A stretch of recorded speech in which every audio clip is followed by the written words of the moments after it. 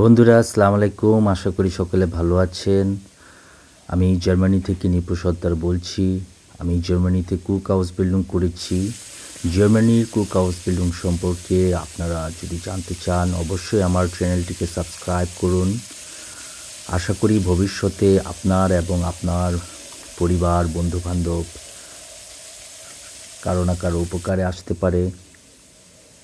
বন্ধুরা দেখতে পাচ্ছেন অনেকগুলা চিকেন ভাজা করছি আমরা আমাদের অতিথিদের জন্যে।